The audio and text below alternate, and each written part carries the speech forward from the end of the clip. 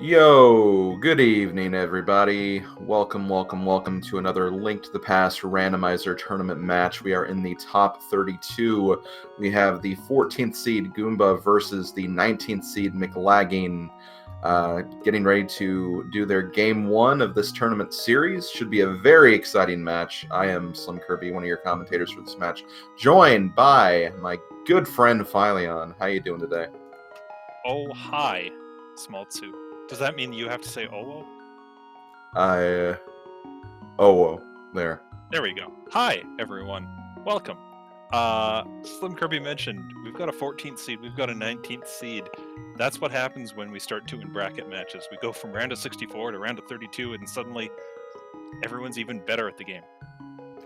Which, personally, I'm okay with.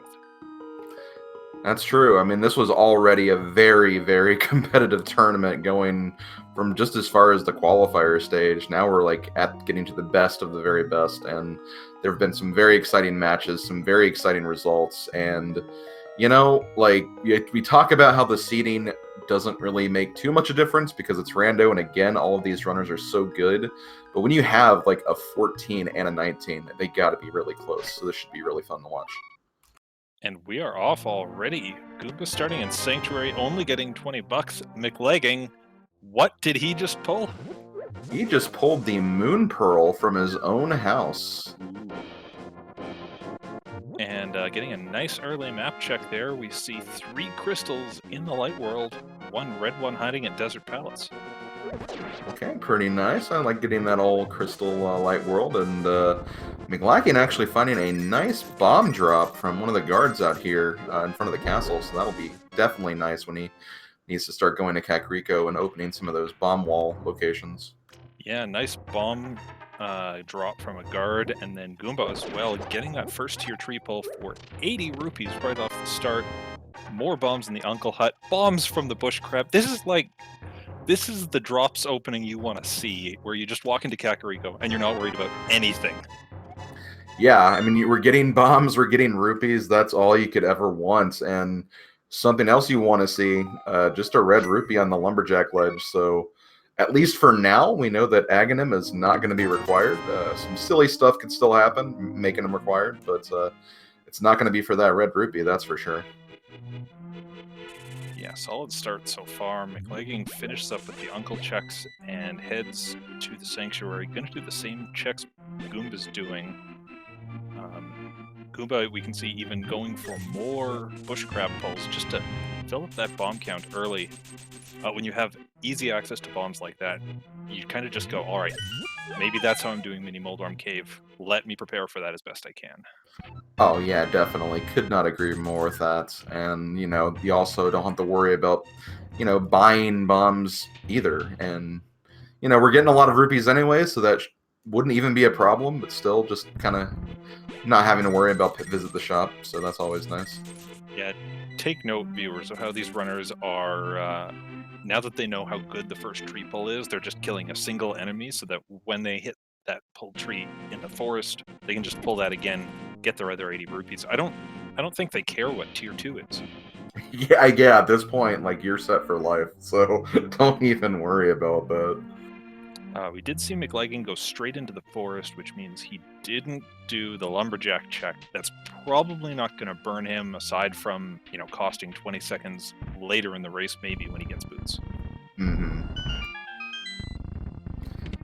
Anything that just kind of evened the race up a little more. As we do find some more rupees, we find the powder blue mail, more rupees in Blind's hideout so far.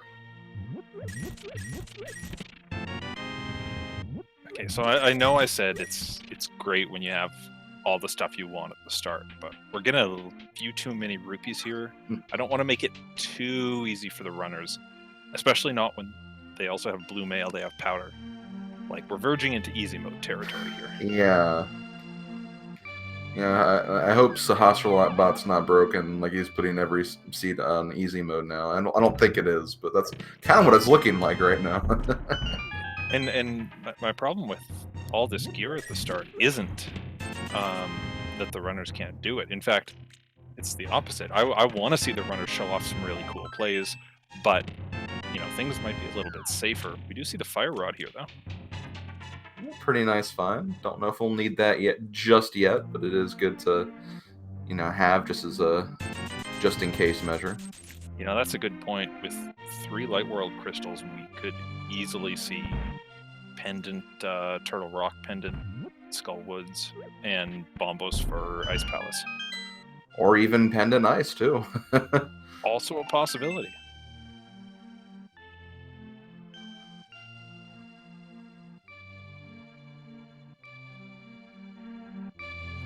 And another interesting thing is, like, we found Moon Pearl, which is nice, but we haven't found, like, anything, like, really pushing our runners in one direction just yet. I mean, we're still kind of looking at Sphere 1 locations, so, that stuff may just be hiding at South Shore, for example, but, again, like, nothing immediate that's really telling us to go here or go there, so... Yeah, that's right. I was hoping we'd get a hammer in the village just so that we could do the magic bat check while we're in town.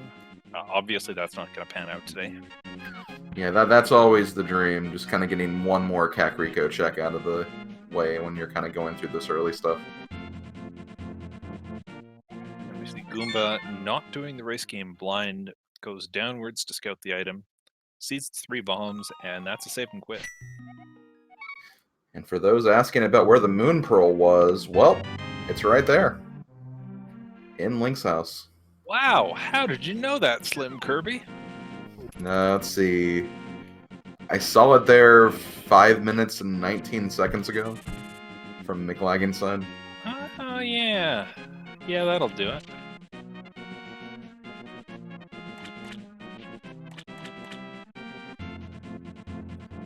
It does look like we're going to have, they're going to kind of continue down the same path, both kind of checking the same locations here as we're heading down to South Shore. First chest we have is just a piece of heart, not looking at that, but there is another item once we flood out the dam, so we can see what's in there as well. Yeah, Mclagging just a little bit behind going in, but if you're tuning in late and didn't quite catch the first few minutes, Mclagging did do that early Uncle check, which gave him 6 bombs, which would have been fantastic to have if the bush crabs weren't just dropping bombs all over the place. Oh, yeah. Ooh, what's this? Okay, very, very interesting play from Goomba here. He's actually going to be heading over to Agina's cave. Kind of a location that a lot of runners will kind of leave behind because it is just kind of one check in the middle of nowhere, especially if you don't have desert access. And, well, Mclagging's doing it too, so it's not going to really give Goomba much of an advantage, whatever this is. Both doing this. I kind of see the argument for doing it when you have kind of had no progression so far. Like, you have progression for the later game, but when you check this right now, you have better odds of finding something just because you're still looking for your glove, a sword, the hammer, something that'll move you through the game. Right, and it's always a bad feeling when you're kind of doing all the high volume stuff, end up with nothing. It's like, okay, well, I had to go all the way over here anyway, so yeah, it does make sense, definitely. Now, here's what's great. You do that, you get the check out of the way, and today you spent a bomb and gained 3, which nets you 2 bombs, which means you have to do slightly less farming than Goomba's doing here on the bush crab to get up to your full 10, because if you don't have magic drop, you're not killing those mini Moldorms with anything but bombs. Yeah, that is very true. And, we are still seeing kind of a divergence here now. Mclagging not going back to South Shore, checking out the Eastern Palace area for his next play here. Yeah, this is interesting. Mclagging might be trying to farm up to get closer to that 500 rupee mark, with the idea that he can just go straight to Zora area and do that all at once. Yeah, and certainly he's going to have the money for that. Yeah, it does pay off, and he's going to immediately save and quit too. So yeah, he's going to probably go back to South Shore now to take out the rest of this. And from the mini Moldorm cave, all we really found, aside from a few small rupee denominations, we found the mushroom, which at this point, that is something we should probably turn in. We do have the powder; don't have to worry about fake powder whatsoever. So we could see that in the future. Oh, Goomba just narrowly dodging that crab. He's got the blue mail, so it won't do the full 2 hearts that would force him to take the death here. But it's still a close one. Yeah, definitely.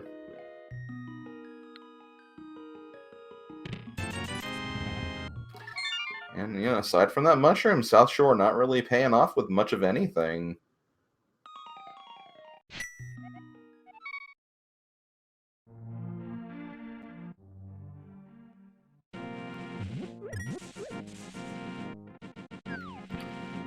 So Mclagging going into escape with 5 bombs at the start. Goomba also going in with 5. 5 is enough to do escape if you get everything perfectly. Fortunately, Goomba's going to pick up some extra bombs here, and Mclagging does have fire rod shots as well as a backup. Mm-hmm.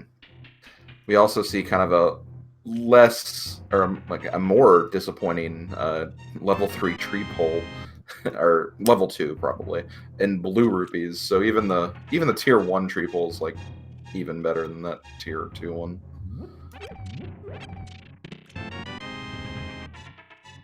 Ooh, Mclagging misses the bomb on the guard, so he has to take another run at this. But he gets the hit, and we do see him switch to fire rod, just as the backup, and gets more bombs. Great. Oh, there you go. Now, is that enough to use it on the chain guard, or will he have to? I mean, there's pots there too, I guess. Yeah, but he's picked up 2 small magic jars from the pots in the uncle area, so that's enough for 2 fire rod shots. Okay, But that's he good. might want to save a fire rod shot for doing dark escape. It's not clear. And another bomb. Okay. You might want to use some of these bombs for death warp. Unfortunately, picking up that heart next to the pots. Yeah, it's gonna make death warping a little trickier. It doesn't look like he's going for that. And well, I get a heart container on top of that. So, Eastern, is that the play apparently? Like, I guess so. I mean, we do have fire rod, which puts that dark sewers chest. right? That's true. Yeah, that is a fair point. Which makes it a little odd that Mclagging would skip that on and not do the death warp. Then again, Mclagging hasn't done South Shore. Right. Plus Ice Rock Cave, that's 6 checks.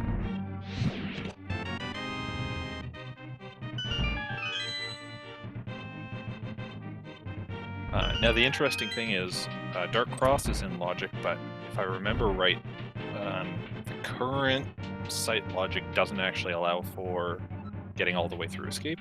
So if that Dark Cross is a small key, great.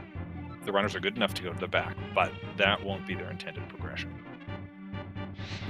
Yeah, because I think there's like, I think the water rooms don't have a torch or something.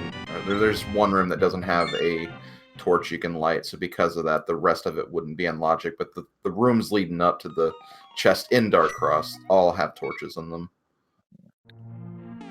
Well, Goomba is out of the escape, and he's switching to the mushroom already, so I think we're going to see him head south, set up a fake flipper. I'm not too surprised to see him do this. This is a common play at the start of a lot of cross keys seeds. You're doing that entrance shuffle. And Goomba, as you might know, came out really far ahead in that cross keys tourney. He sure did.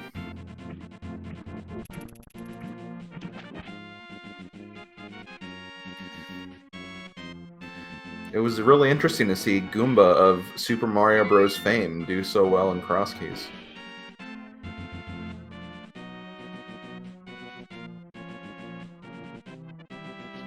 He's that Goomba right at the start of level 1 that takes out so many. Okay. I don't even know where I was going. Let's talk about that bow. Yeah, let's definitely talk about that bow.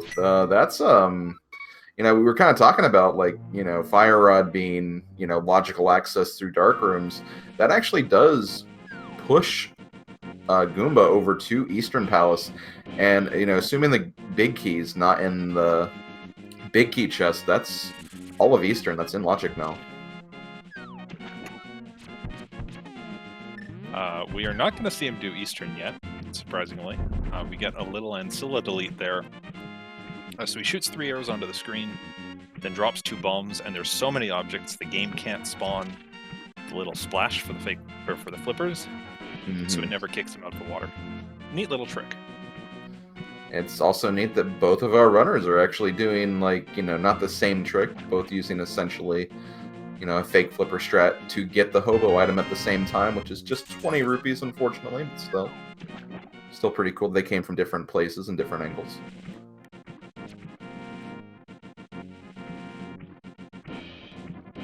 Yeah, and then both heading out of the hobo, doing the fake flipper there. The Moon Pearl, obviously they can do the waterfall cave, but Goomba is back out of the water. I like this routing. This is a cool little path that takes him over to Eastern now. Yeah, it's a very good play, and it's a strong play too, because now, with that bow, like that's, he'd get more items from this than he would continuing on to the Zora area. So especially without the Zora money. Ice Rod and Ether Medallion inside the waterfall. I would love to see both of those. I'd love to see Ether be for Turtle Rock if that's possible. Yeah, and I shouldn't say almost certainly, because we still have 3 pendants left to find, but yeah, certainly an interesting find in that cave.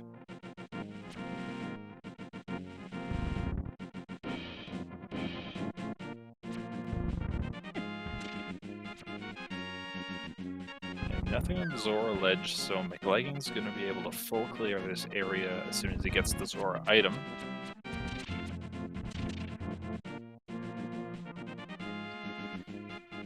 Just get $50 here.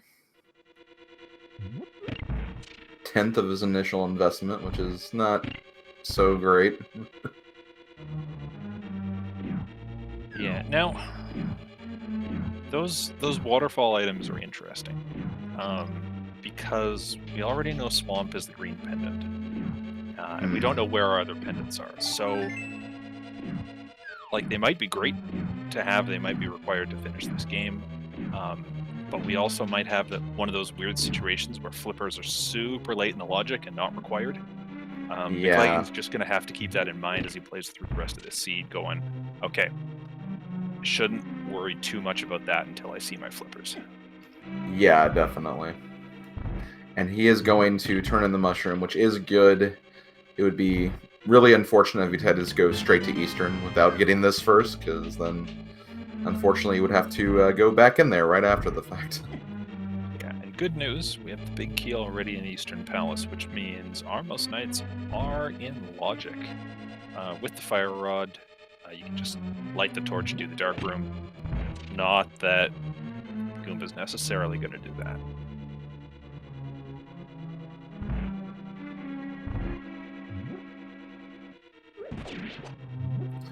And I think we are at that point where, literally there's something here in Eastern, or that Dark Cross, I guess, that's going to lead us to where we're supposed to go next. Based on how we've got the bow already, I feel like it's going to be something at Eastern. Yeah, me too.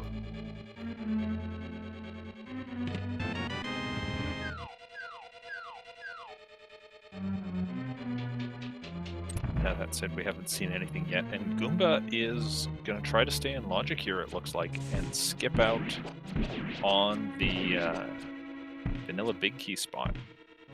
Interesting. So I don't think he's found the compass yet. Yeah. And I feel like, given that the big key spot isn't in logic, and your almost knights are, the odds of getting progression, because you have to get progression eventually, the odds are better that you're going to find something on the knights. Yeah, agreed, definitely. Because, like, if there was something in the big key chest, that means that the, the lamp would have to be in that Dark Cross room, and... I mean, we've seen that this tournament. We've seen qualifiers. Yeah. But you don't play into, well, it might be this at this point in the race. You just follow the items you have in the zones. Yeah, exactly. Good execution of those 2 Igors. Do have to be fairly precise with your timing to get 4 shots off in time there.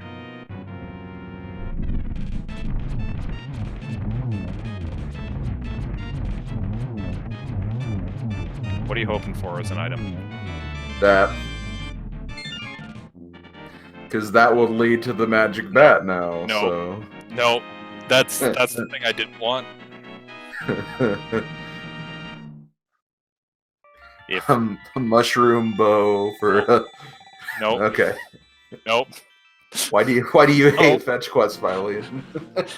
Because it's a lot of walking. And you know what? If we had the boots, I wouldn't hate the walking so much. But Well, maybe we'll get the boots from this. I would like that. It would only be one check or one item that we know that we could get right now, but still, it's something. Yeah, but we could get there fast.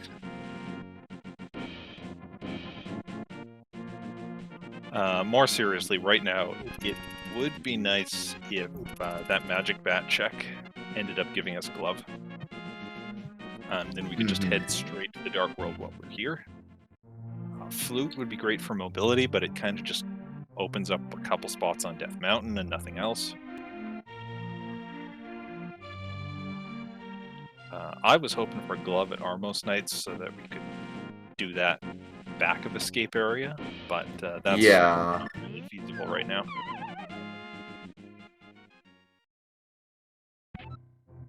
What if Bat just gave the lamp the dream?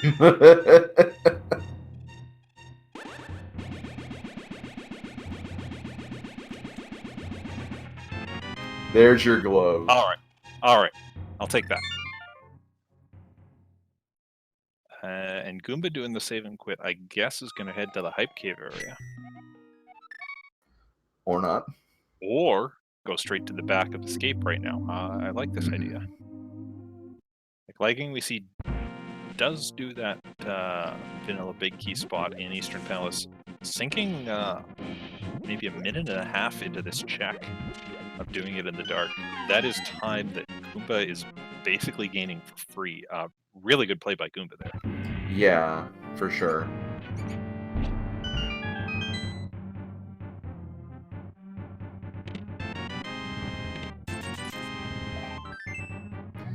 And yeah, with that means that the small key was the item in the Dark Cross then. Very good.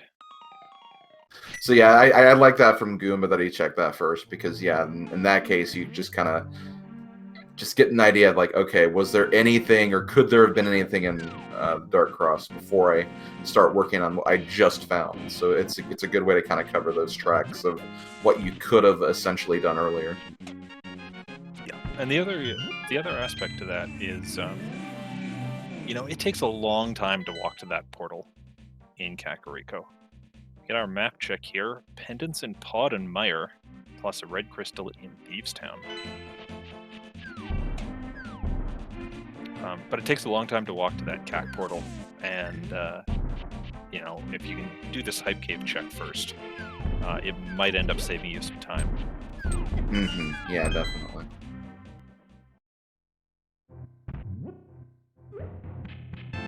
Especially because the ideal scenario is you get a sword here.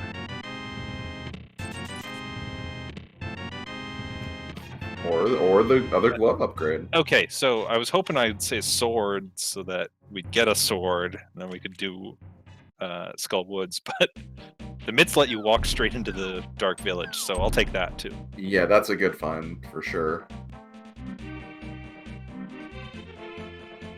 Because I know one thing I always struggle with when I'm doing one of these is like when I check Hype Cave, it's like, well, you know, if I get the other glove in here, I can just go straight to the village and go the other path anyway. But if not, I have kind of a choice. Do I check these two items over here and still hope I might get that glove and then save and quit if I don't? Or do I just go the Pyramid Catfish route and just get those two annoying checks kind of out of the way?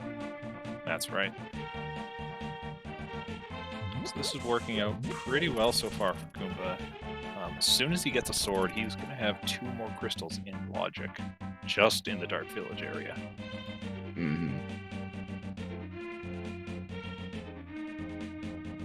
Over on Mclagging's side, we did see him beat Eastern. You see him now headed to Magic Bat. He's going to get his gloves sooner rather than later.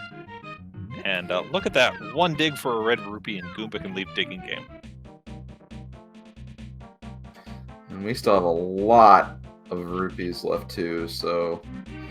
And I don't think he's done Zora yet, though, so like he's going to have that enough for that, he's going to have enough for Pod, and surely he can find more for any of the other, you know, small monetary needs that you need in these seeds, so he should feel pretty comfortable with his rupee count right now. I don't know, those $10 that the Smiths charge for an item might break the bank here.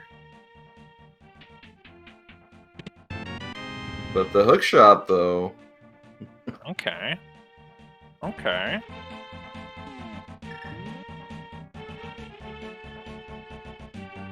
Okay. Huh. We can now see the stun prize. I mean, there's that too.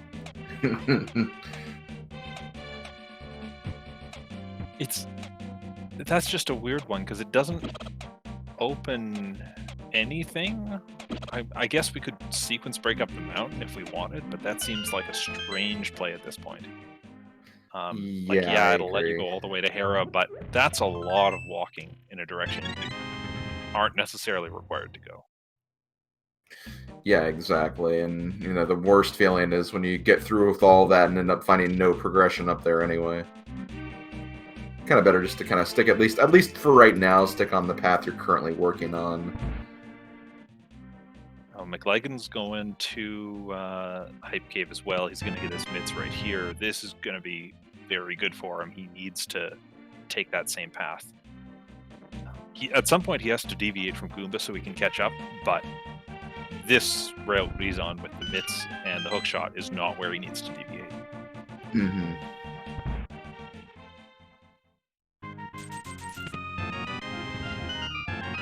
And there's our first sword inside the chess game. Oh, beautiful. Beautiful. Yes, no hammer blind. I guess there's that. I'm just excited that we can beat Skull Woods on the first trip now. That's true. Yeah, that's another good reason for that sword. But yeah, also no hammer blind, which admittedly when you're at 6 hearts is a pain to be doing. Mm-hmm. We did see Goomba pick up that piece of heart in the Hammerpegs cave, which normally if you see a piece of heart in Hammerpegs, you're not picking that up. Normally you're also at more than 5 hearts. Yes. 25 minutes into the run. Yeah, like even with blue mail, like still that few hearts is not a great feeling. Because like there's a lot of things that do 1 heart of damage fixed in all cases, so it's like, you know, it's not a lot of health, so you want to make sure you just are kind of covered for the late game if this for some reason just has every single heart container or heart piece inside Ganon's tower or something. Oh, now look at Mclagging. He did not do what we thought he'd do. He is not going to the Dark Village. He is headed to the Pyramid and possibly up to Catfish. You know, there have been a lot of races where Catfish has held on to something very important. I have heard it said more times in this tournament than ever before.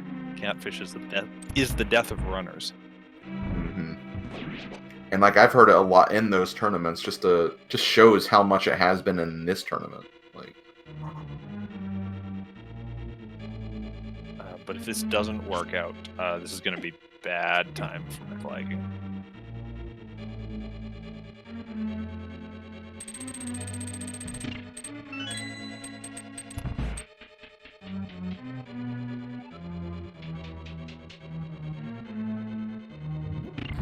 and it's like I definitely get like the mindset of, you know, getting kind of these annoying checks out of the way, especially if they do have something that's just, you know, while Goomba is making this kind of forward progress and, you know, working on dungeons, particularly crystal dungeons. Yeah, it's just he's paving the way forward while Mclagging's kind of just being a little safer, I guess. And Catfish just giving us 50 rupees is not going to work for Mclagging. So he's back at the Sanctuary, and we'll probably see him do the same Village into Skullwoods play. Mm-hmm. Yeah, definitely.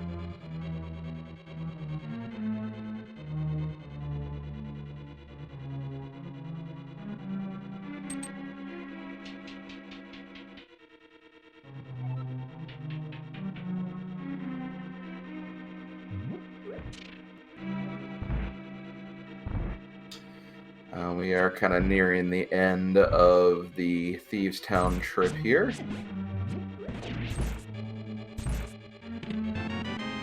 There's that small key, so it looks like we are going to need to check the big chest. Good use of the sword by Goomba, not to defeat those horse head enemies, but just to swat them out of the way. Mm-hmm.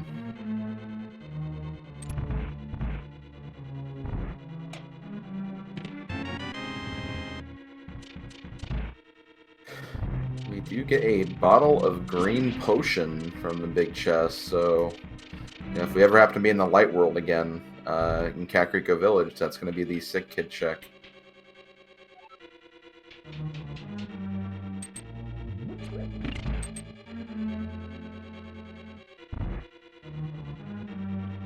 Alright, blind fade for Goomba. 5 hearts, blue mail, shouldn't be a problem. Why shouldn't it be a problem? Well, you see, Blind has this script that, you'll see a lot of runners, especially in this tournament, just be, very familiar with. As you can see, already down to his final phase as it is. Just a very quick and nice way. If Blind has a script, then why does he say a different thing every time? He changes scripts a lot. It's rude.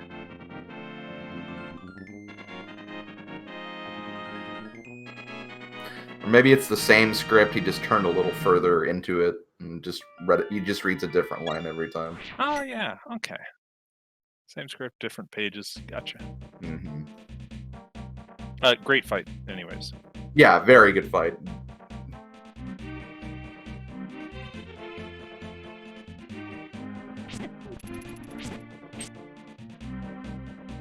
Alright, Goomba, of course, gonna leave Thieves Town behind. Take what he's got, including this fighter's sword, and head to Skull Woods. We'll see here if he decides to clear the front half first or not.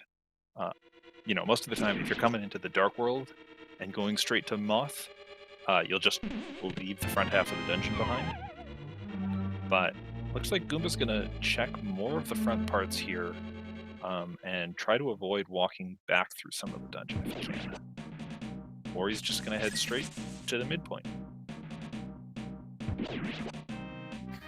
I mean, he did get that one very quick check out of the way, found it was one of our items here. So now there's, a pretty decent chance the final item is going to be in the back, so...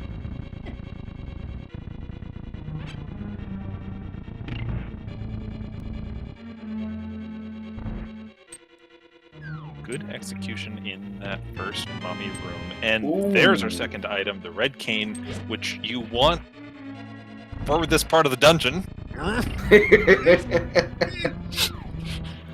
Can't let you do that, Star Fox. wait, Goomba's from Mario. Never mind. But anyway, go on. Geez, get your games right. But that Gibdo room is one of my favorites in the game, just because the pattern to it, if you can walk in the right directions and kind of bait the AI, is really consistent, and it lets you do the room in a cool looking way. But not as cool as if you just drop a cane block on the switch. Yeah.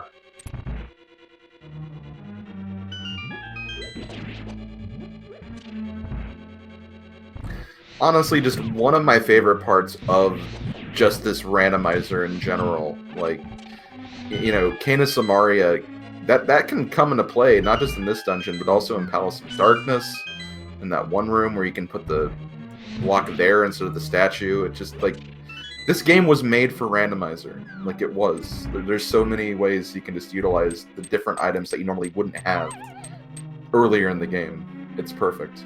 It really is. Who's going to do hammer strats on Moth here? He needs to get 4 hits. Hammering upwards is a very narrow hitbox, but looks like he's managing it so far. Down to 2 hearts. Down to 1 heart. Ooh. Good luck.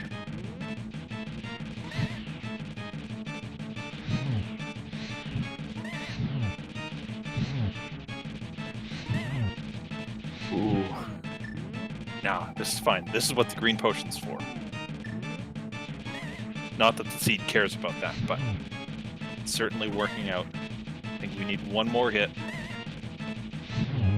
Ooh, nice. Yeah, good recovery by Goomba to recognize when the fight wasn't working out with Hammer and switch to the slower but safer Fire Rod strat. And even then, like, he got, you know, he got some hits on with the hammer, so that did a decent amount of damage as it was, so. So that is 3 crystals on Goomba's end. And, you know, now I look at what else we've got, and I wonder how much we care about logic.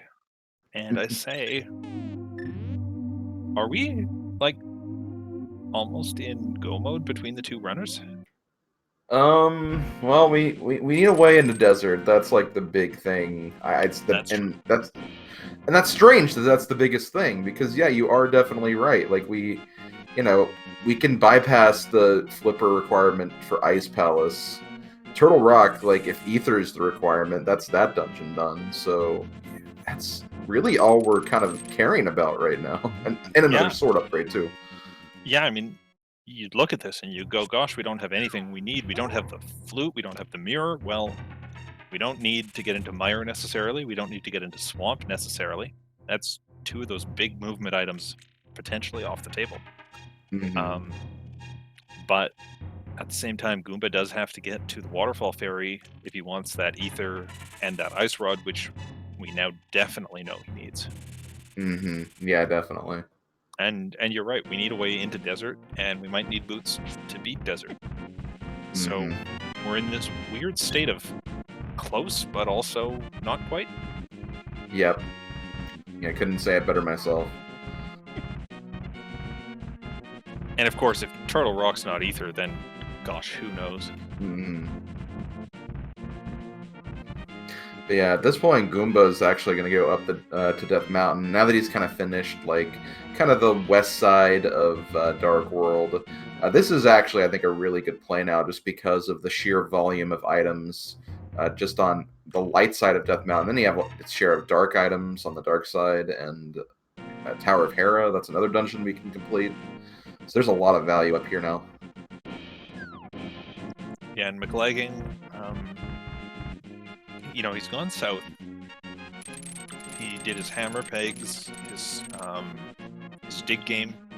Looks like he might skip Stumpy, and either do the Smith or Skull Woods, or Smith into Stumpy. Yep, that looks like to be the play here. The lack of Skull Woods is a real shame for him. I know we said earlier Mclagging is going to have to do things different than what Goomba's doing to make up time. Unfortunately, with Red Cane and Skull Woods, he does have to go to Skull Woods, and ideally sooner rather than later.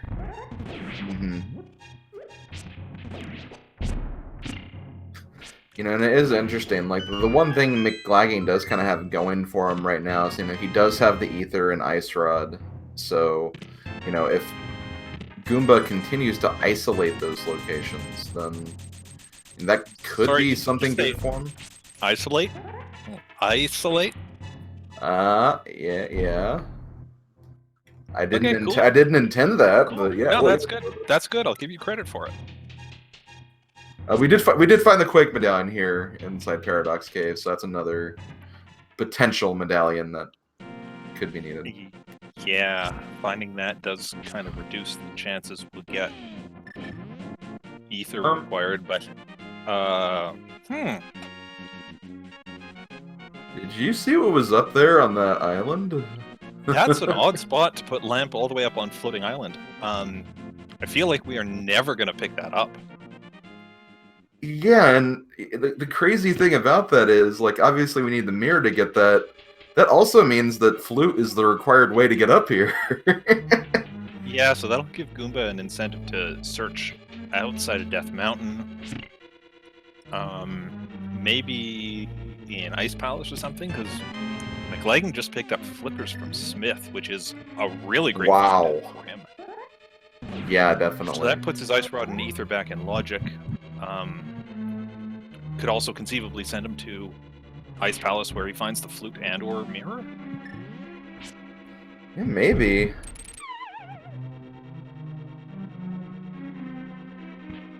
Oh, look, Goomba did a hook push. Or not a hook push, a Harapot.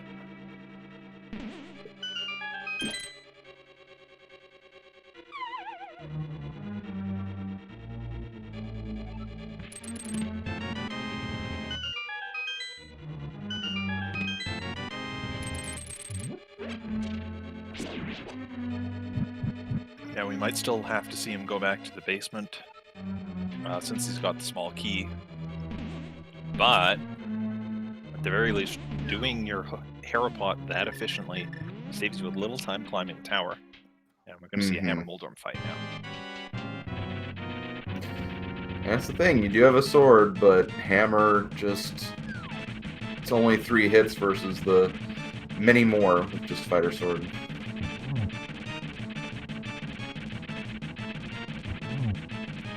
And you can also avoid the... Yeah, and you can also avoid the very fast Moldorm phase, too.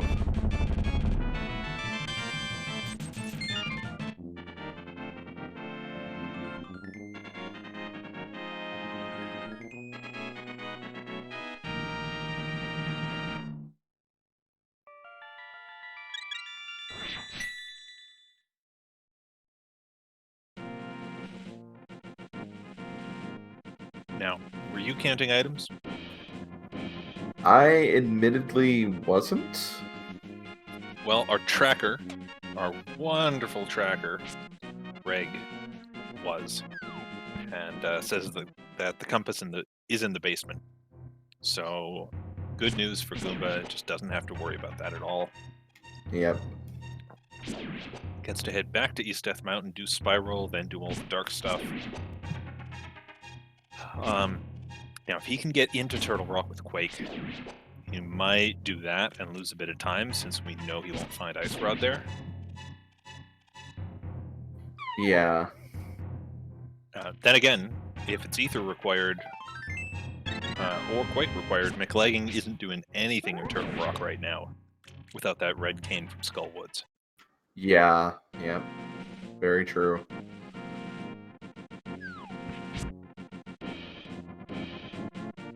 So we are really in a spot now of, gosh, it's hard to tell who's ahead with both runners having... I guess Mclagging has all the extra gear, but is just a bit behind in terms of the routing and the dungeon clearing. Mm-hmm.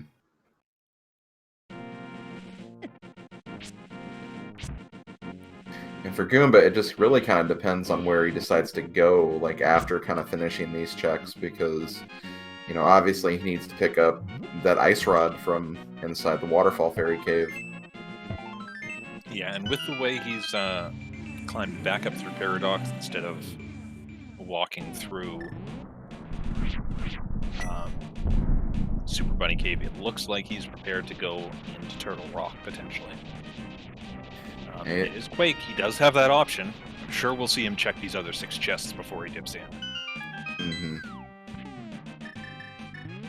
Yeah, the last thing you want to do is, you know, go all the way through that dungeon, not find the Ice Rod, for it to just be under the doormat out here, which we know it's not under the doormat. This is good defensive play, though. Yeah, very, very good play. Also, maybe you find a sword here, which does help a bit as you're just running through the dungeon. Mm-hmm. Yeah, those Turtle Rock enemies, they don't go down easy.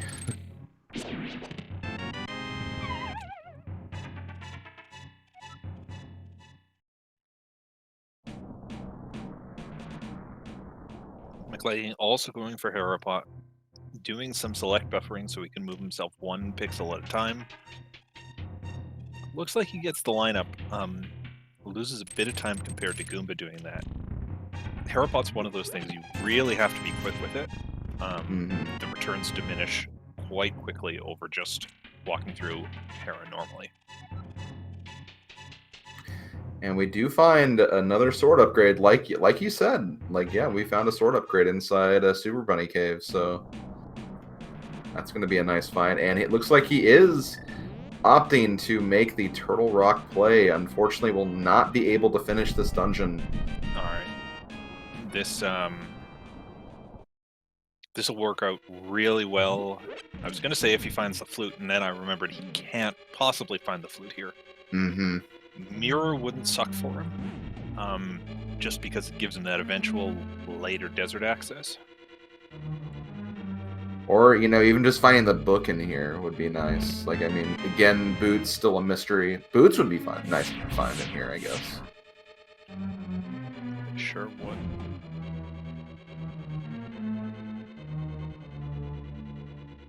So yeah, I mean, you know, it is going to be annoying that you'll have to double dip this dungeon, but you know, you can still find some value here. At the very least, you can come back at the very end and make this your last crystal and kind of combo it with Cannon's Tower. So, you know, it's not the worst time sink, I suppose.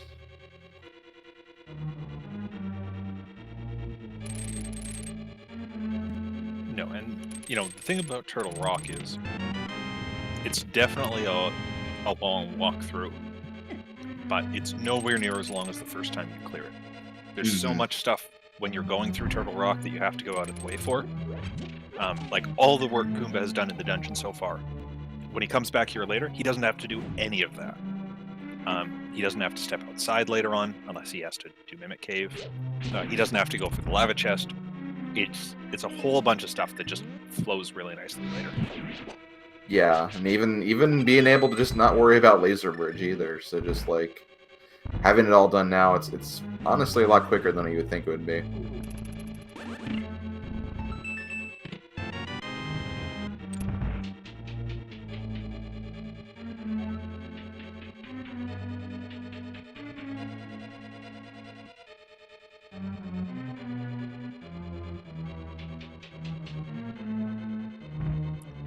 On Mclagging's side, we see he's cleaned out the eastern part of Death Mountain in the Light World, headed to Super Bunny Cave now in the Dark World, checks the shop just to make sure the shop is still selling what it's supposed to.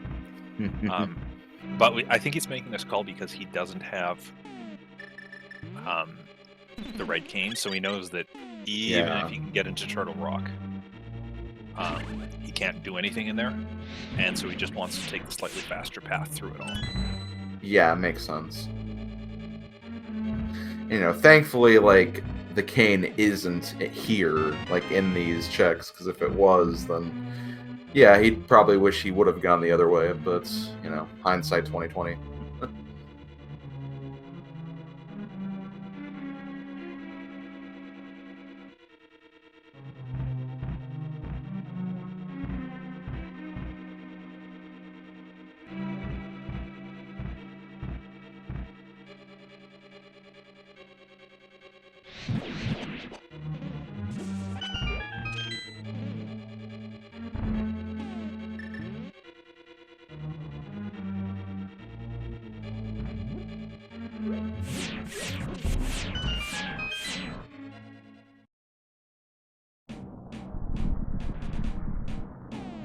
So we're going to see him skip Mimic Cave, which is probably fine. The mirror can't block much that we need to finish the game. Right. I'm thinking like boots for something on the torch is about all that could be hiding there usefully. Because, you know, we need the flute to get up here, and everything else we've pretty much got. Yeah, exactly. Oh, there it is. There's the mirror. Okay, that works well. Yeah, really nice. You just mirror and you can go back here and take care of this. Great. So you can just do your Mimic Cave. I'm a little surprised Goomba didn't keep going in the dungeon right there. Oh, yeah. You know, do Laser Bridge, clear that out, and then mirror out of the dungeon. Well, he might be thinking, like, the ice rod's here. So, like... You know, that's a great point. Yeah, that's probably what he was thinking. Now, logically, he's supposed to hop down the mountain, climb up around, go in and out of the Dark World a couple times, leave, enter some caves, grab the flute, or grab the lamp to continue on. But Goomba's going to say, it's a dark room, who cares? Yeah, he's done this probably many times without the lamp, so probably feels right at home in this dark room.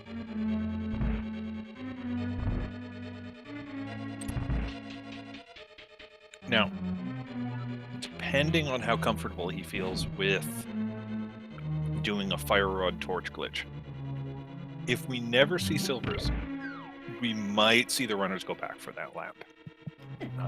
It's definitely a time investment to get it, but it's better to spend a few seconds grabbing the lamp than have to restart your Ganon fight. That's a tough call to make.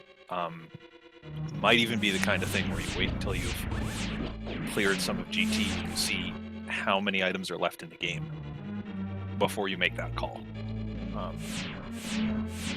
But you know, it's perfectly possible to do the torch glitch with only the fire rod. It just really hurts when you miss that timing. Yeah, it really does.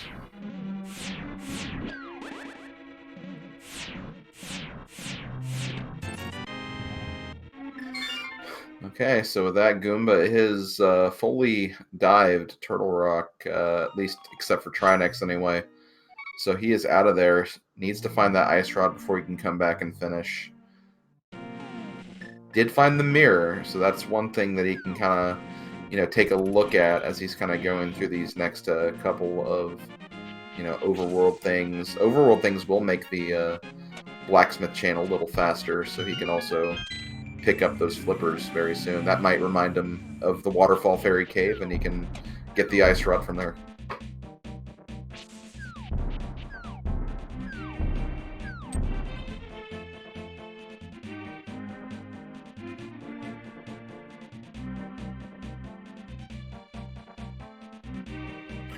Or he could just take care of the Catfish and Zora area together.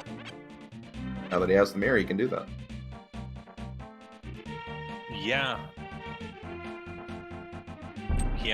You know, all you need to do is an Ancilla delete, and you can get yourself into the Waterfall Fairy area. That'll get you the ice rod and ether that you need. And, you know, Goomba's shown that he can do that, so...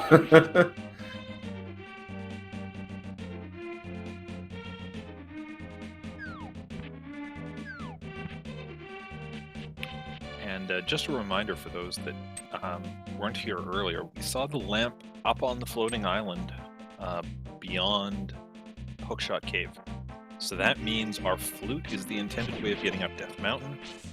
And with the mirror down here in the with the mirror up in Death Mountain, sorry, flute can't be hiding anywhere locked behind the mirror.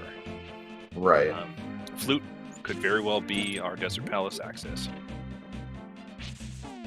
And this is true. If that's the case, then we aren't going to need to touch Swamp Palace, say, at all. That said, Goomba's got good reason to check Graveyard Ledge. He still wants the ice rod.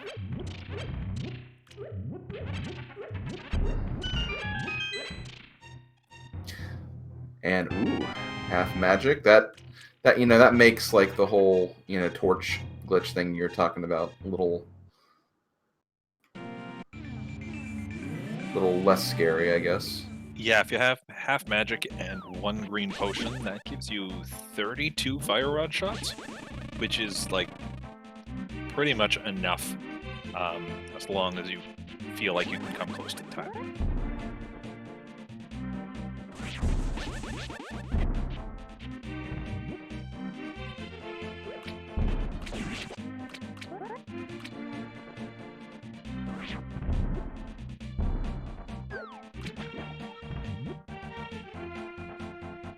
Goomba's doing something we call the Kern jump here.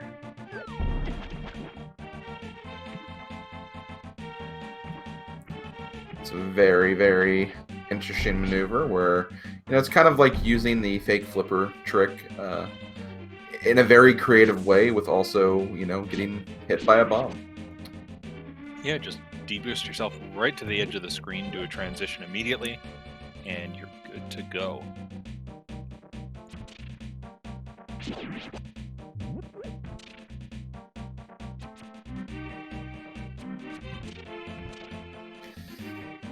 So it looks like Mclagging heading over to Ice Palace. And, you know, I'm actually kind of liking Ice Palace as a possible location for where our, that flute could end up being. Yeah, I think in Mclagging's spot, you know that the flute is available somewhere in the game. And if you can find that, and also the mirror, which you also know is available for that lamp, you kind of know both those items are early-ish, and therefore probably your way into Desert Palace. So you don't want to go looking up on Turtle Rock for them just yet. You kind of want to look in the lower game to try to find one or two of those items. Loot could very well show up here. I want to say, and there's probably a couple of other spots too, aside from these, but like the main ones I was thinking was, here in Ice Palace, and we haven't seen Purple Chest either. We've only seen the blacksmith item. I suppose that they could also be in Pod. It could also be in the first, not in the first chest in the swamp, but yeah, Pod is really tempting here. Except, it's a pendant, and you don't want to do all of that work just to get to a pendant dungeon. Right, exactly. But it is a dungeon with 5 items in it. If that was a crystal, the runners would have been all over that by now.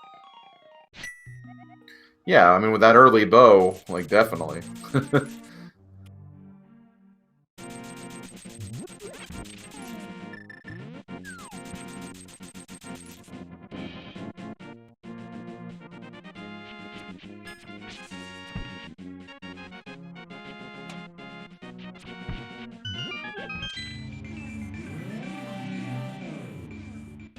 Alright, Goomba.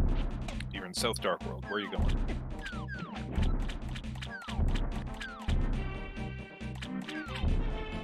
Is this Smith Chain? I think it is, yes. K45, then the Smith Chain, more than likely.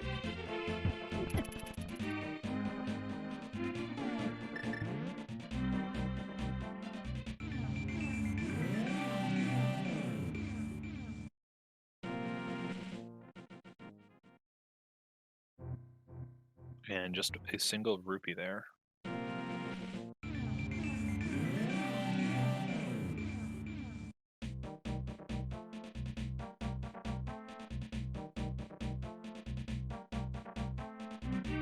So, Smith Chain is going to be good for Goomba. It's going to give him the flippers, which puts what he's got back into logic. And, makes it slightly faster to get to Ice Palace since you don't have to do glitches. But, all these other mirror checks that he's doing, we know they're not going to have anything for him. And actually, now that he's got the Ice Rod, he should be able to deduce that nothing he needs can be mirror locked. Right. Maybe he's kind of thinking that the boots could be required, and maybe that's why he's kind of, still checking those mirror spots. Oh, that's a good point. Boots could easily be needed for Desert Torch. So checking these is great. Yeah. I take back what I said. And, also, potential sword upgrade or even the silvers, that'll kind of speed up endgame a little bit too. So, there are a couple of things you could still may want to check those mirror spots for. Good work getting the sick kid in here as well. We didn't see a bottle right at the start. Took a while to get one. Never been back to the village until now. Only a heart container, sadly.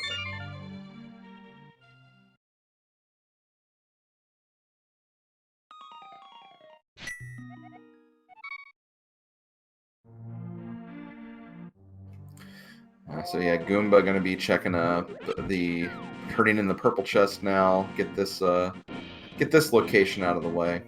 Will this be a seed where both blacksmith and purple chest required?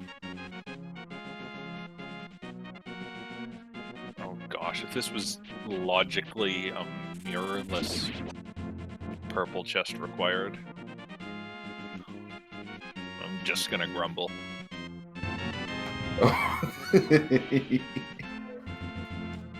How about a I don't know shovel? if that was required. I'm gonna grumble anyways. Grumble. That could lead to the flute. Grumble, grumble. You were supposed to bring food.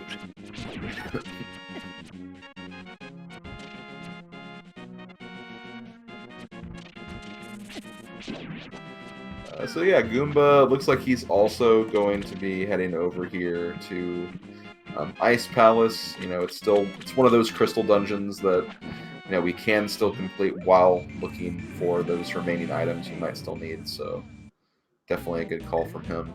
Yeah, I'm a little surprised he didn't go straight for that dig spot to double down on the thing he got from Purple Chest. Especially because, if that's Flute, you potentially get to go mode Ice Palace. But, oh well.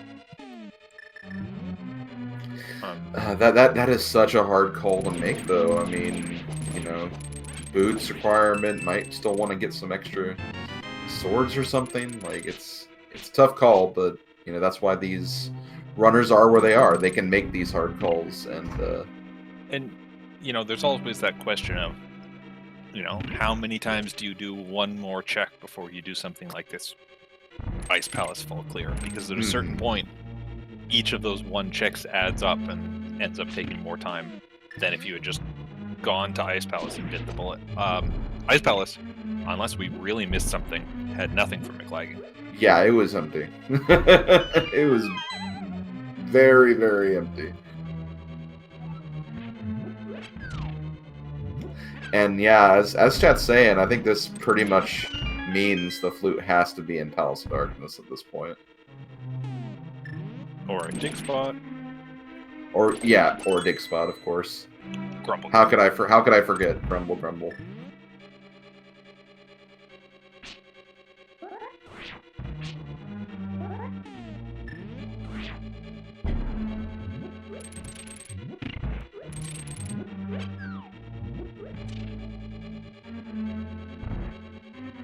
But yeah, if Flute turns up in pod here, Mclagging I can see almost instantly heading to Desert Palace. Maybe do a couple more checks on the off chance he gets boots. But Mclagging's going to want to know sooner rather than later if boots are required to finish Desert. That said, I now remember Mclagging hasn't done the Turtle Rock dip, doesn't have the mirror. Oops. Yep, that's true. He doesn't. I'm having a really hard time figuring out who's ahead here. Yeah, honestly, I don't think we can until we have just kind of that, no mode, go mode scenario at that point. At the risk of John Maddening this, this seed is gonna come down to whoever finds the items first and clears dungeons faster. You don't say. That's kind of the situation we're in. And on that note, Mclagging's walking back through pod here because he doesn't have the mirror. That early mirror could just work out for Goomba based on the fact that it saves him time while he's looking for Flute. Yeah, I couldn't agree more. I think that's what's gonna come down to. I think that early mirror is just, as annoying as the double dip of TR is gonna be, it just, it's not as bad as double dip as so many other double dips are. The other side to that is if we get an earlier Flute here in pod, Goomba can take that and go straight to Desert to find out about the boots requirement. Mclagging is going to end up clearing all of pod because, again, still wants that mirror. And that mirror is deep in Turtle Rock. Mclagging has an incentive to go there to beat Turtle Rock, but is also trying to put off Turtle Rock until the very end of the seed. Just going straight to GT.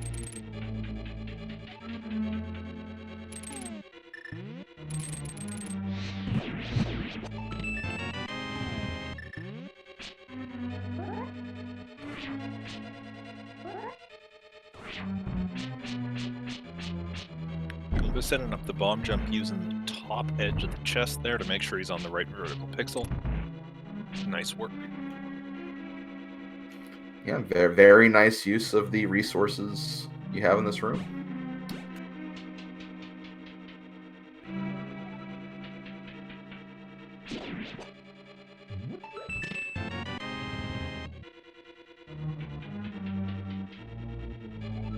Now, if you're these runners at this point, how on earth do you try to evaluate what the other guy has done and where you think you are relative to your opponent?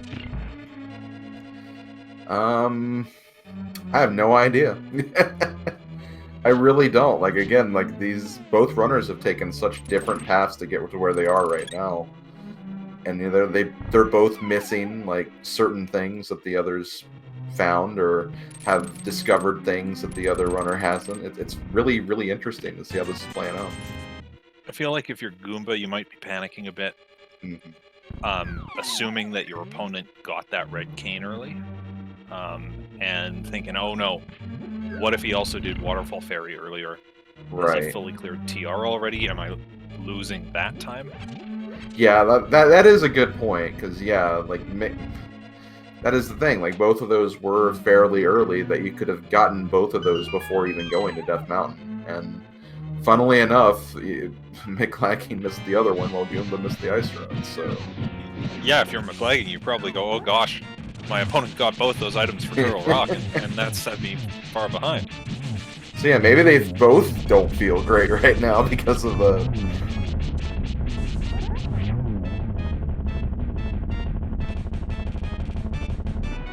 Nice gold star fight from Goomba. That was really good use of his half magic to just spam some fire rod shots and clear out a lot of that boss health while he could. And there's our flute. Inside the Rupee Room in Palace of Darkness. Which, yeah, okay, that's... Lamp was locked behind a dark room. Huh, yeah. Kind of a roundabout way, but yeah, definitely.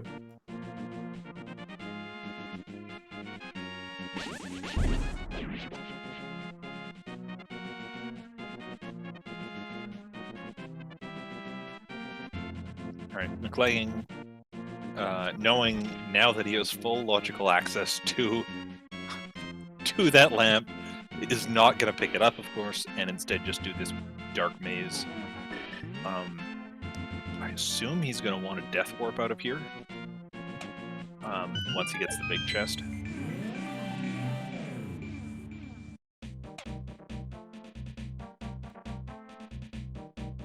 Or alternatively, just leave that Helmasaur item behind, which makes a certain amount of sense. It is one of the slowest checks in the game.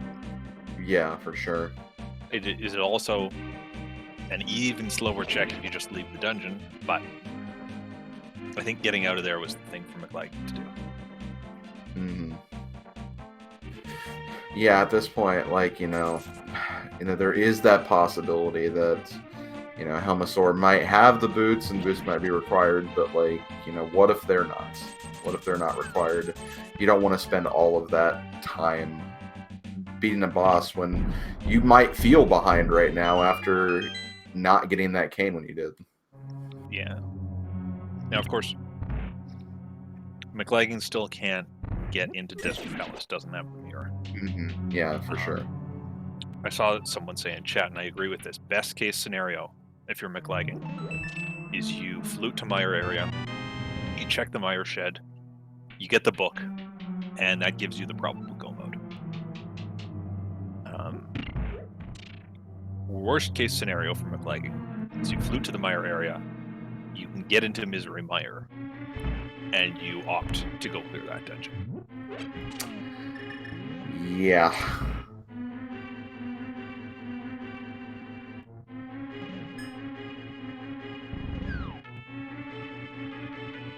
Instead, I think we're going to see Mclagging do purple chest. Yeah, probably purple chest. And yeah, purple chest. Yeah, because he doesn't have the mirrors. So yeah, yes, this is what this is.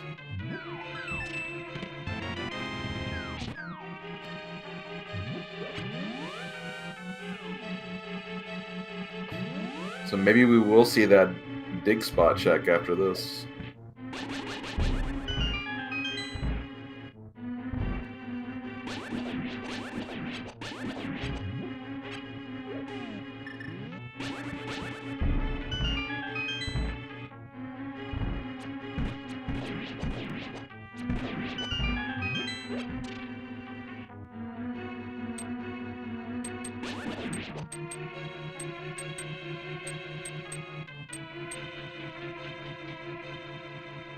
Nope. Oh, We're seeing Meyer.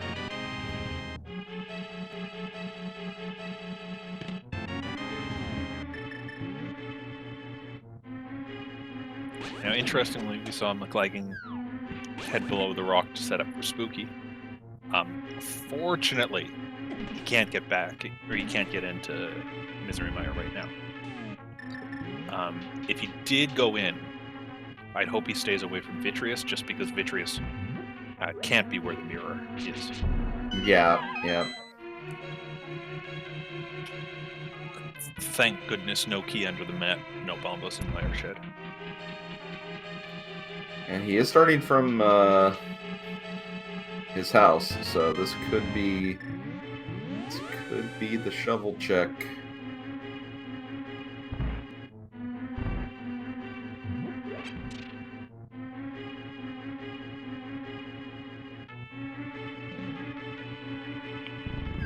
If this is Boots, this will be fantastic for Mclagging.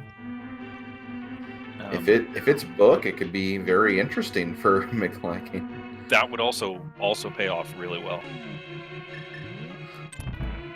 Ooh, it's a new shirt. That's fine. That's not great. It just doesn't help. It's just not what you need to beat the game. Yeah, yeah. Yeah, I can see both of these runners easily beating the game on blue mail with 10 hearts. Red mail's not really important to them. If you didn't have powder, you might be okay with getting your red mail. But once you got powder, there's so many anti-fairies in the hard spots of the game that you just don't need that. Mm-hmm. So yeah, with that, Goomba does find the flute. So looks like he is going to stick around just for a little bit, just in case those boots do turn up and they are required in some way.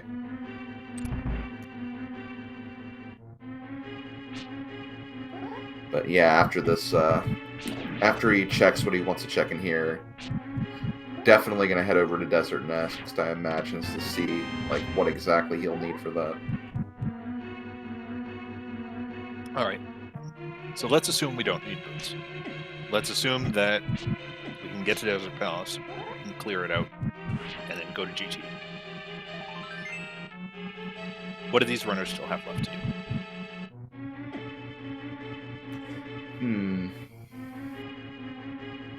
Well, obviously, Swamp would be untouched in the grand scheme of things. My question was unclear. I'm trying to gauge kind of who's ahead at this point. Okay, fair enough. Okay. It's like right now, Mclagging's going through TR. He's going to be finishing this completely. He'll get the mirror from that. Goomba is activating his flute, going to Desert, check that. If the boots are not needed, honestly, I'd say Goomba is probably ahead, just because he won't have to spend all the time, doing all the stuff that like Mclagging's doing right now. Right, that's a lot of side stuff in TR that Goomba has already done, and he gets to breeze past on his path through. The other thing is, Goomba, if this goes right, only has to climb the mountain once. Yeah, definitely.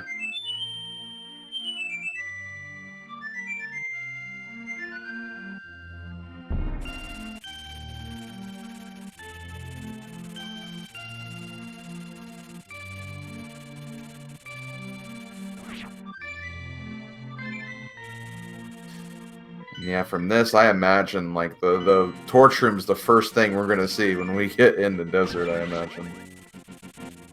Oh yeah, have we even seen the item that was up there yet on the desert launch? We saw it now.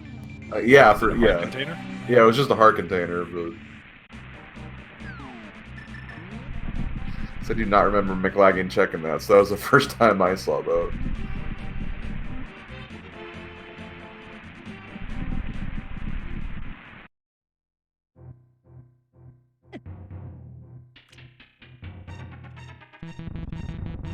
Goomba doing Mire Shed first. A good play, even if boots aren't required. If you find them here, it's still a huge time save. Not to mention Silver Arrows or Tempered Sword would both be great. Right. But now it looks like he is going straight into Desert, so we're going to see shortly if those boots are required. Keep in mind, this is not the only potential boots requirement we have left in the seed. There is still also the Torch in Ganon's Tower, which could have the big key. Yeah, as viewers, we definitely want to keep that in mind. Okay, I think well, the runners in Goomba spot, now that you know you don't need boots for Desert, you probably just go straight to GT.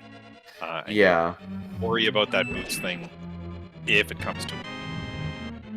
Mm-hmm.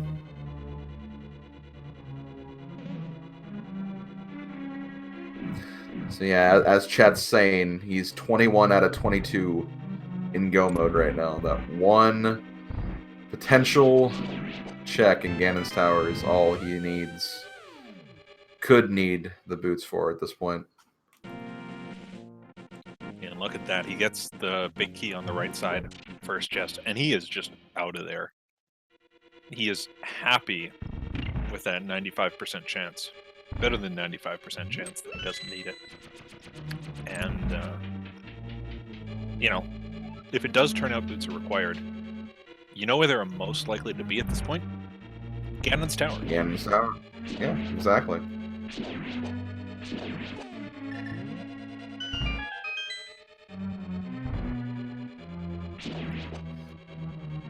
Yeah, if it's that 1 in 22 scenario, there's a 21 in 22 scenario that the boots could be in there. I don't know how you got to those numbers, and I don't think they're entirely right. But well, yeah. I mean, obviously, you need like the keys and stuff like that. Like those will still be there, obviously. But like, yeah, but in terms of just potential locations, not necessarily like odds.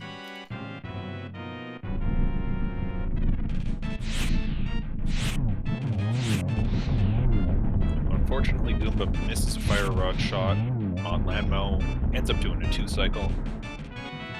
Ooh, Mclagging is not happy about that mirror.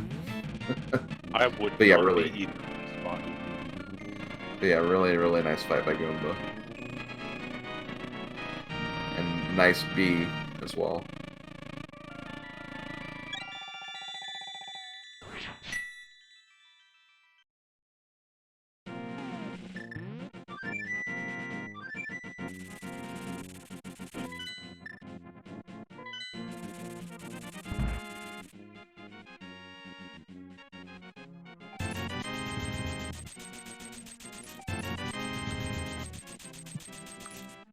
But Slim Kirby, Goomba's really good at this game.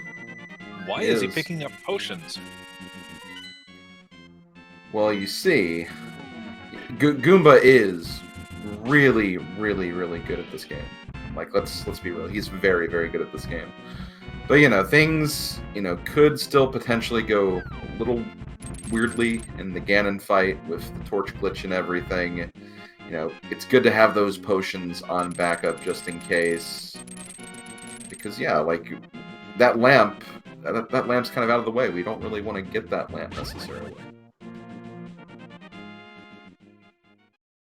Well said. Well said.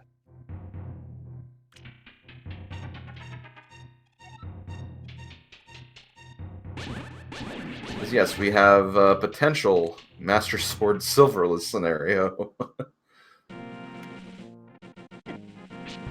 Yeah, and especially in a situation like this where you haven't gone into Misery Mire, you haven't gone into Swamp Palace all game long. And you've left a few other items lying around as well. Especially if you get an early big key in Ganon's Tower, you are just going to be climbing right away. That's a lot of places you could be leaving swords and silvers behind, and you Yeah. don't want to be searching for those. You just want to go. Yeah, and honestly, I think it does kind of come back. Even though I still stand by that it wasn't that big of a time loss. Just the fact that you did come up here and go through this entire dungeon without the means to finish it, when you could have easily had it, because both Ice Rod and Kane were pretty accessible early. You still feel behind, regardless. So, you just kind of want to make sure that at this point, you're just moving straight to the end game.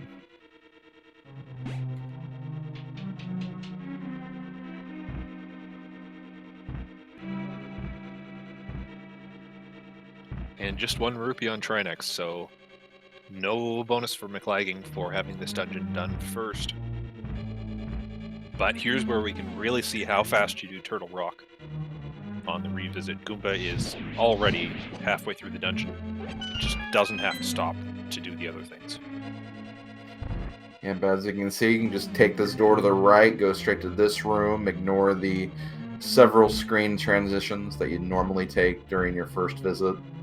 So yeah, it's a much, much faster route through here.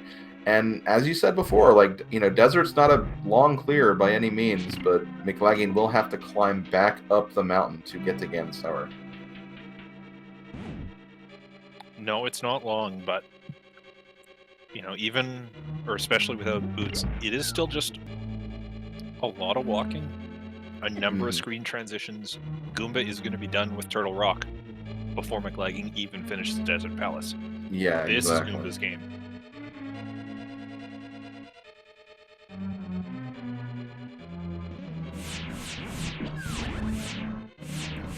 And I honestly wouldn't be surprised if, the torch room is the first room he checks when he gets to Ganon's Tower. Now, you still check the 2 on the right first, just in case you find boots, so that you can get the key off the torch. Okay, that's fair, that's fair.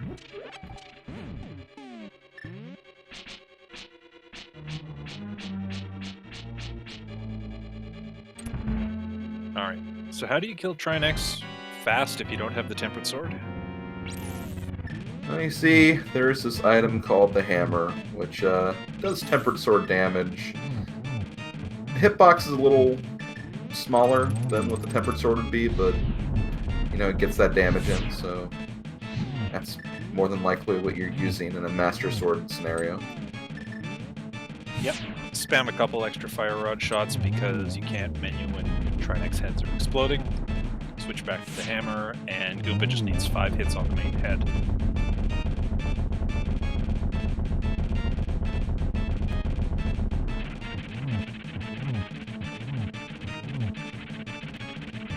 And that'll do it. We talk a lot about how the runners at this point in the tournament really know their stuff, they know how to play, they know what's going on.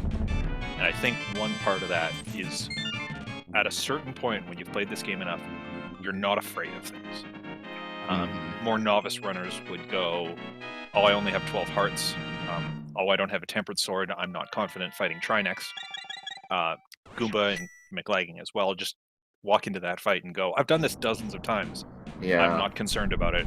I know I can safely do this. I don't have to stop and think. And that automatic play really makes you go quickly. Right, definitely. Couldn't agree more.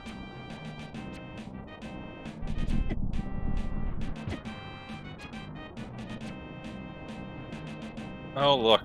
Chat wants the big key to be on the torch. You bunch of meanies.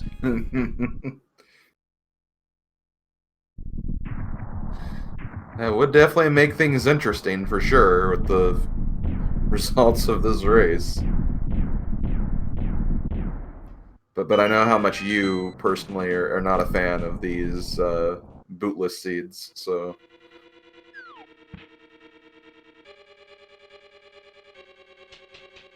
I just want to go fast. Well, there is a key on the torch. All right. It's not the big key, though, so... I guess logically that limits a couple of the spots the boots can be, but it doesn't shut it out from much of the basement, so sure. But with that does mean that Oh, yeah. Oh, yeah. Finally, we get to play the game. The next chest, how about that?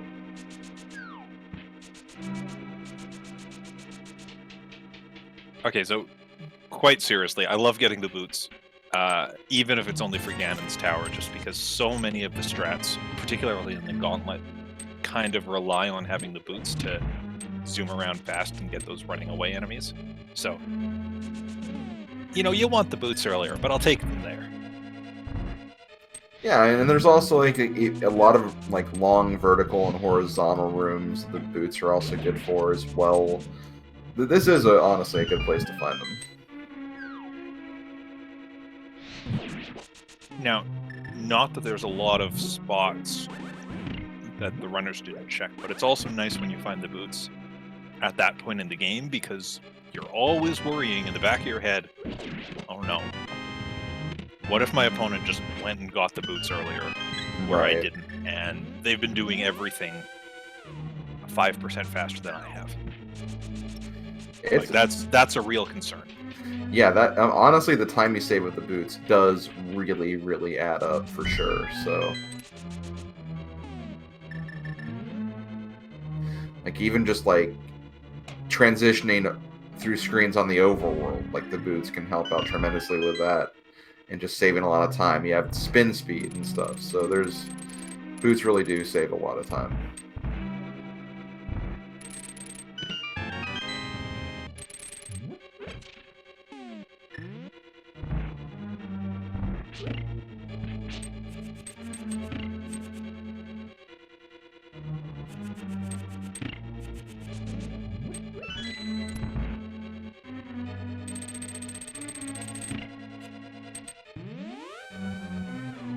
Goomba showing off some red boomerang strats, which is great. Just as a faster way to do this. So you can hit some of those switches without having to menu quite so much. And much like Goomba, Mclagging checking the left side immediately. Going to see that small key on the torch. Feel really happy, and then if he continues, he'll be even happier because, oh hey, there's where those boots were. Yeah, I said the runners would go right, and then they both went left. Yeah, call me out. Wow, all three dungeon items, map, compass, and big key, were in the same room. Alright, there we are. Great. Goomba's climbing the tower.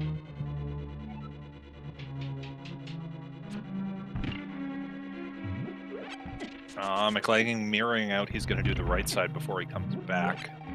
Goomba is going to keep the lead here. Yeah, they're essentially going to be breaking even on what they've looked for in this dungeon. So, and Goomba also has the advantage of half magic over Mclagging as well, so won't have to stress as much for what could still look like a Master Sword Silverless fight for Ganon. I think at this point, the runners are going to check the forward chest at the top of the tower. You'd be foolish not to. But yeah, unless we see something really surprising, strap in, everyone. Get ready. Figure out your timing for that fire rod shot on the torch to make sure you get the torch glitch. We are going to have a lot of spins. Yes. 24 of them, to be in fact. And that's just in phase 4. Oh, yeah, for sure. Oh, yeah, that's just phase 4.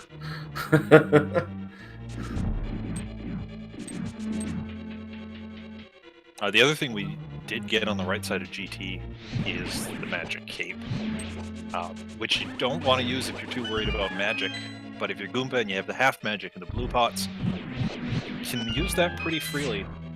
And it does go a long way to making phase 2 safer, where you just spin inside the fireman circle. Yeah, for sure.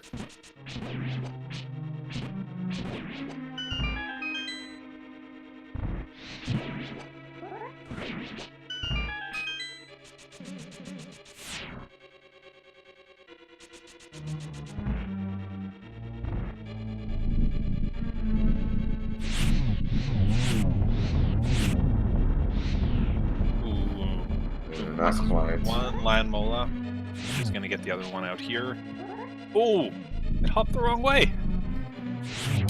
Yeah, this last land mole is doing some very, very short hops here.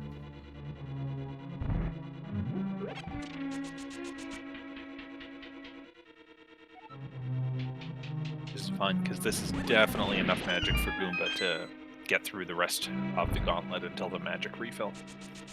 Yeah. Or I should say the tower. The gauntlet is only those first 7 rows. But yeah, even with Fire Rod, half magic does not consume that much, so he'll be able to get through here just fine.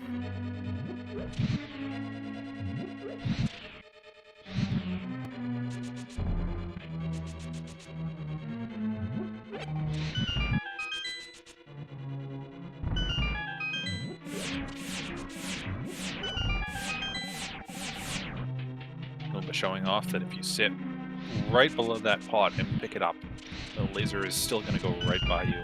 Unfortunately, he hits 2 fireballs there, but still manages to get the torch. And he's got a magic refill coming up in 2 rows.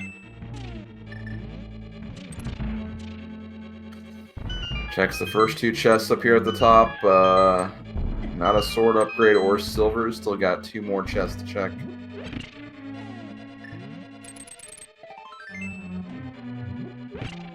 That's not a sword. Nope.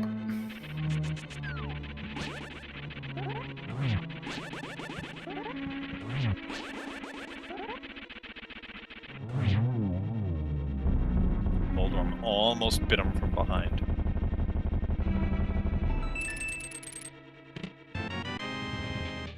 Wrong progressive item game. Ew.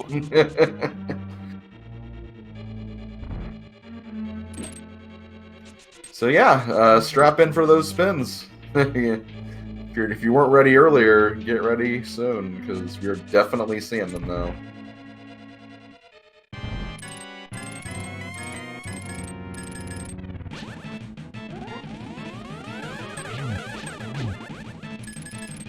He just misses out on the potential triple there.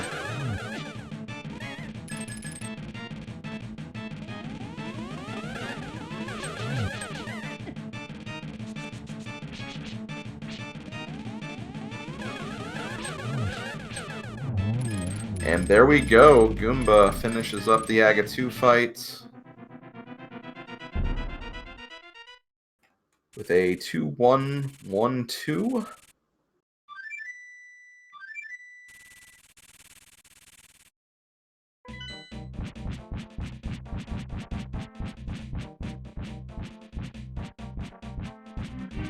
So for the Ganon fight, you need 52 spins in total with the Master Sword. 12 in Phase 1, 12 in Phase 2, 4 in Phase 3, and then 24.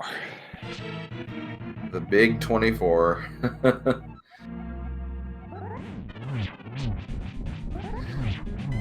Remember the old days when bosses just took like 3 hits and they're down? Well. You mean most of the other bosses in this game? Yeah.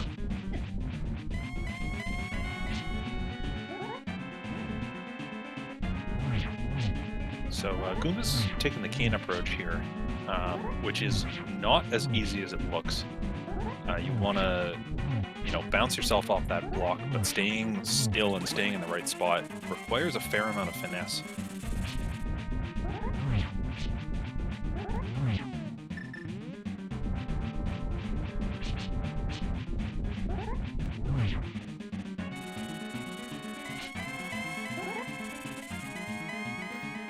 He is on to phase number 3 now. Like you said, only 4 hits from this one.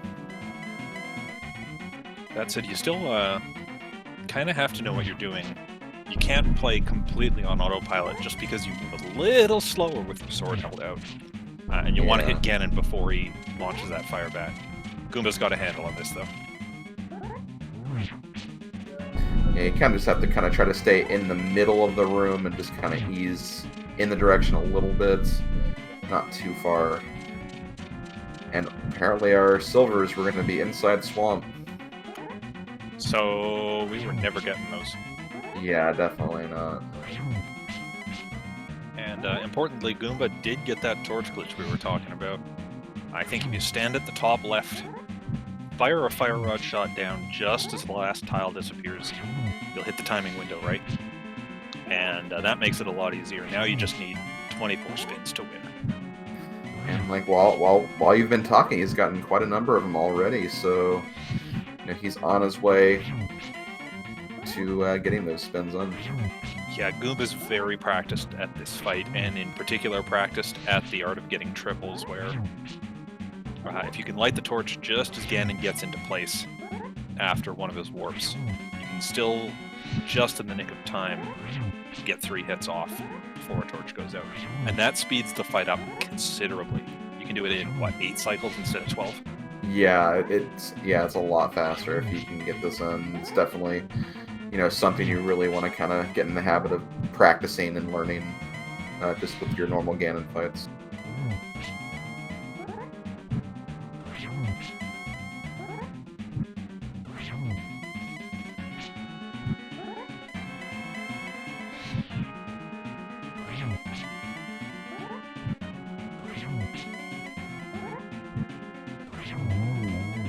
That'll do it. That is 24 spins for Goomba. And right as he finishes Ganon, Mclagging finishes the Aga 2 fight, so literally just a Ganon fight is the difference here. Yeah, great race between the two runners.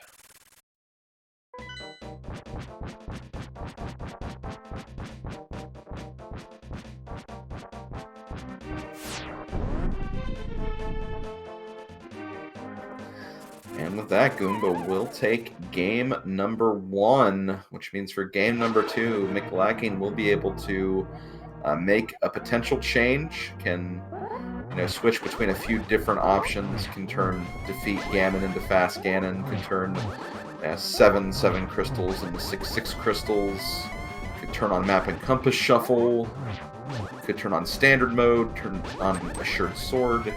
Will have his choice of what to do for game number 2. Certainly could. So it looks like he's got a handle on this Ganon fight as well.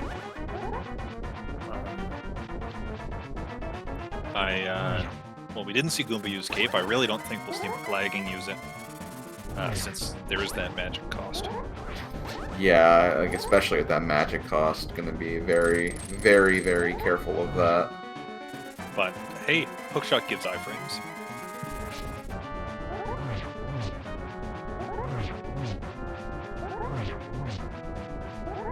Finding that nice spot there in the top right corner, going to get some slashes or some spins in there.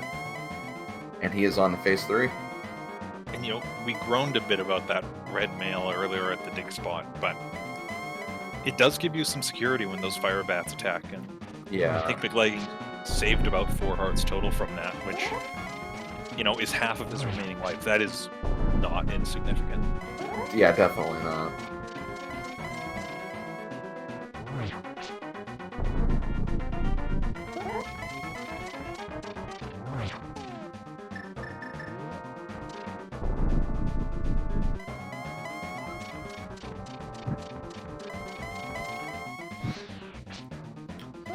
Okay, he also gets a torch glitch as well, so just down to the 24 spins now.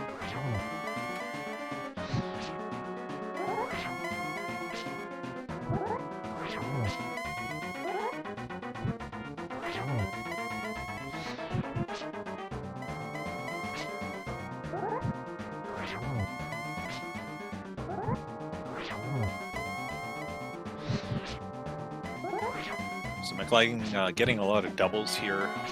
It's not usually possible to get a triple unless you're holding your sword out when you do the fire rod shot, just because the extra second it takes to slash your sword means Ganon's going to warp away before you're fully charged. Obviously, blue Ganon not ideal either, but this is why we pack potions just in case things go a bit sideways. So yeah, he has gotten a couple of singles now, unfortunately, but I think he does still have a green pot with him, so... Oh, that's right, he didn't use the green pot that the game handed to us at the start. So yeah, at least he has that kind of going for him. If you are absolutely perfect, you can do a Master Sword Silverless fight on one magic bar. But you only have 8 shots, so it requires you to get triples every time, including on that first hit. Having an extra magic bar at this point makes it really, really doable, and you're not too worried.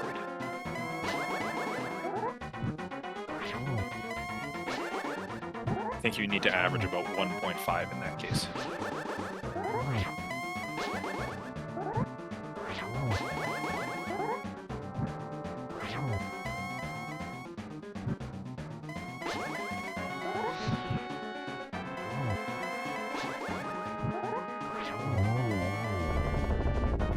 And there we go. Ganon goes down for Mclagging.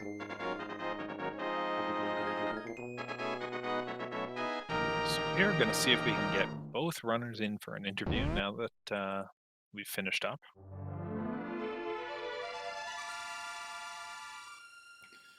And yeah, definitely GG to both runners, both Goomba and Mclagging, for putting on quite the entertaining show for us tonight.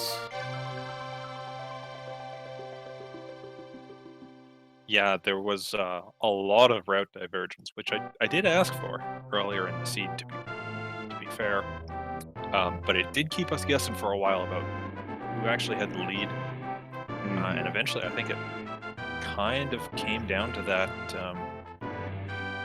that double run of Turtle Rock actually working out with the early mirror. Yeah, for sure.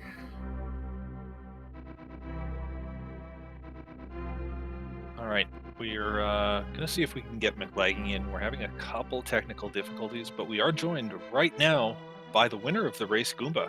Congratulations. Hey, thanks. GG. So, that seed bounced you guys around a bit. When you found the ice rod in Waterfall Fairy Cave, what went through your mind at that moment? Well, I didn't feel great about it, I'll say that. I'm generally not a big fan of the fake flipper play, but I know what other people are, so I assumed it was fairly likely he had the ice rod early. So that didn't feel too great.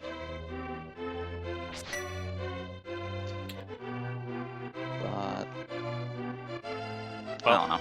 You may have heard this from your opponent already, but the good news is he had the ice rod. He didn't have Kane at that point. Ooh, yikes. It's always funny seeing Kane in that chest, because you kind of want the Kane to check it. But... yeah, we had a good chuckle about that. And of course, shout out to the new Darkroom logic in V31, both the hammer and the flute being locked behind the fire rod in Dark Rooms.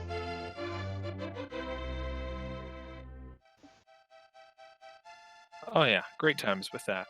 It means we can see all the Dark Room fun. And especially when you consider the fact that, like, even beyond that, the flute also blocking both the mirror and the lamp, which you needed the mirror to get the lamp as well. So it's like really just going out of the way to show that new logic change. Yeah, for sure. Made some interesting decision making though. It's like I kind of wanted to not do mirror spots because they couldn't have the flute, but they could have had the ice rod.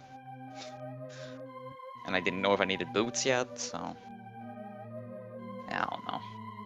Could have had the ice rod. Could have had the sword, or the silvers. Sword would have also been nice. Well, we also got Mclagging in here. GG. Hey, GG. Hey, GG. So Mclagging, not that by any means a race comes down to one thing, because it's always a bunch of things, but there is one thing I want to ask about, which is Skull Woods and that cane. What kept you from Skull Woods earlier on in the run, do you think? I think I put it off at first because I only had 6 hearts and a fighter sword, and I didn't feel like doing Moth at the time. Then I was hoping to find other stuff along the way. And then, of course, after I check them out when I go there, then I find the Canes. Like, oh, I probably would have did Turtle Rock at that time. I mean, certainly in your spot when you would have had Ice Rod, that would have been a great play to run with. Yeah, then going up there and seeing that lamp location, I knew the flute had to be somewhere. So I wanted to find that and hope the flute unlocked the mirror, which gave me desert, but unfortunately the mirror was, of course, in Turtle Rock. Yeah. A nice So- spot. One question for you both. You know, you get your mirror, you get your flute. You know you can get into desert, but I'm sure in the back of your mind was that question about the torch. If you hadn't found boots there, or if you had needed boots there, what was your next play? Swamp. Yeah, I would have beeline swamp. Oh, I guess that's a silly question. You didn't have Bombos. Myra wasn't even on the table there. I didn't even look at the Mara Medallion. I was going to look at the Mara Medallion after I checked Desert to see if I needed the boots, but I didn't bother doing it beforehand. I checked Meyer area before I got the mirror. It's like, I wonder if the mirror's going to be in Meyer. Then it was locked. It's like, thank God. Now I'm just going to go up to the rock. Oh, yeah, I had the mirror before I had the flute, so... I also had the mirror before I had the ice rod, unfortunately. Oh, yeah. That spot was interesting.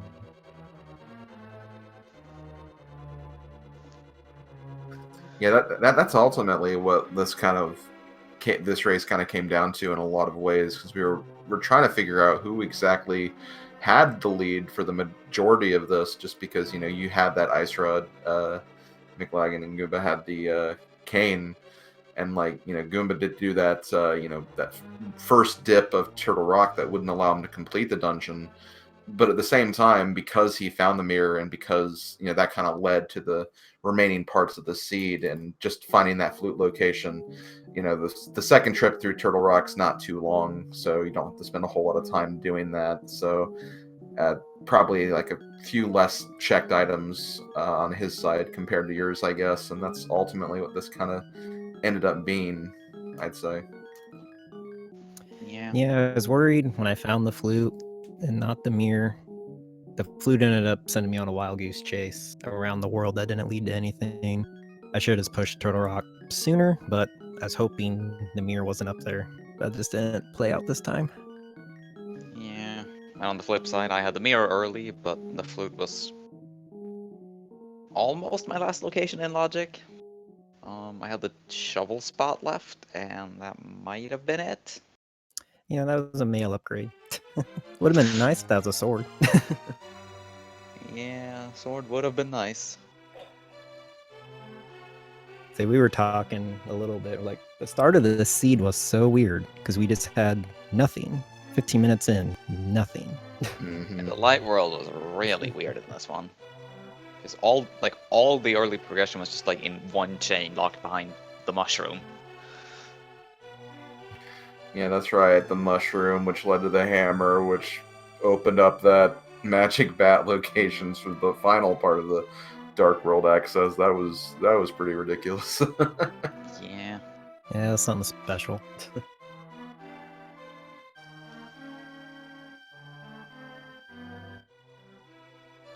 So, if I'm reading the schedule right, Game 2 is tomorrow night, is that correct? That is correct. Same Yep. time tomorrow.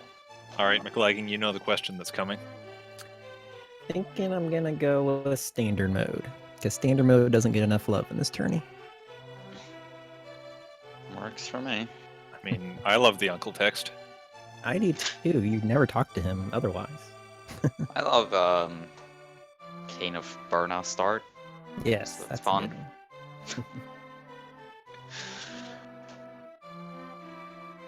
And if I remember right, schedule is not available now, but we'll get it back up soon. But your match is the same time tomorrow night. Yes. Yo. All right, everyone. Well, make sure you stick around for that. Runners, any closing thoughts tonight? Thanks for commentary, tracking, restream. It was a lot of fun this race. Hopefully Next one's just as close. And see if I can't win the second one for game 3. What he said, minus the game 3 part. I mean, I'm looking at this collection rate. 151 and 151. Oh my gosh. Only a couple minutes apart. Guys, if you come anywhere near this close tomorrow night, possibly in game 3, it's going to be a great series. I'm really looking forward to more. I'm definitely looking forward to next game tomorrow. It's going to be a lot of fun. All right. Well, we'll wrap it up here then. Huge thanks to our friend Reg, who was doing the tracking tonight, keeping that HUD updated, as we could see the huge difference in items between the two runners at various points. Do make sure to follow the Speed Gaming channels and both runners if you want more randomizer content. We do have matches going on throughout the day tomorrow, as well as we said, these two same time tomorrow night.